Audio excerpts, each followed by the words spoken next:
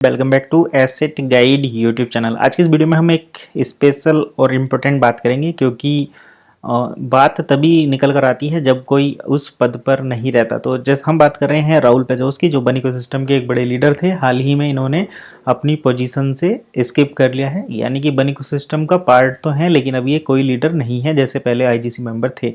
तो इन्होंने एक बात बताई है, और वो बात ये है कि जब कोई करेंसी या कोई डिजिटल एसेट, चाहे वो कितना भी बड़ा एसेट हो, जब तक उसको फिएट मनी में कन्वर्ट नहीं किया जा सकता तब तक उसको एक मनी के तौर पर, पैसे के तौर पर या पेमेंट के तौर पर हम कंसीडर नहीं कर सकते।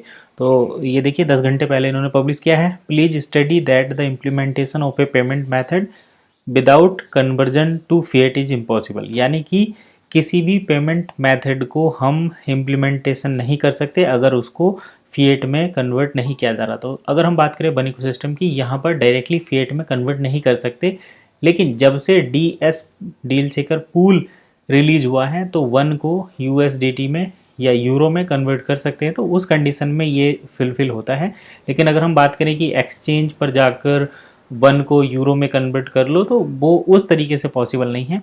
तो इन दैट केस वन को मनी के तौर पर कंसीडर नहीं किया जा सकता या पेमेंट मेथड के, और एक पेमेंट मेथड को जिसको हम फिएट में कन्वर्ट नहीं कर सकते उसको इम्प्लीमेंट करना भी इम्पॉसिबल है। तो यहाँ पर देखिए बिटकॉइन को एक लीगल पेमेंट के तौर पर कंसीडर किया गया था, जो स्टेट के द्वारा, सरकार के द्वारा भी रेगुलेट किया जाता है। तो अगर देखिए बिटकॉइन को कोई सरकार रेगुलेट करती है तब उसको पेमेंट के तौर पर इम्प्लीमेंट किया जा सकता है। ठीक वैसे ही अगर बन इकोसिस्टम को कहीं पर कोई गवर्नमेंट किसी भी देश में अगर इम्प्लीमेंट करती है, पेमेंट के तौर पर एक्सेप्ट करती है, then it's well and good.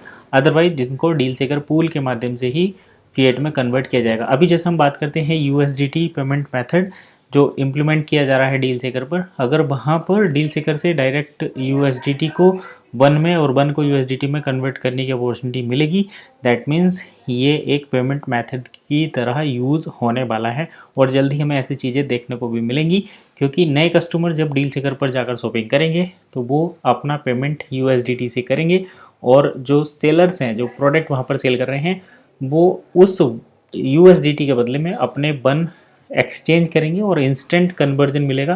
तो ये पब्लिक टू पब्लिक एक्सचेंज होने वाला है। अब देखते हैं रिजल्ट क्या निकल कर आता है। फिलहाल इतना ही, मिलते हैं नेक्स्ट वीडियो में। तब तक के लिए कीप वॉचिंग एसेट गाइड।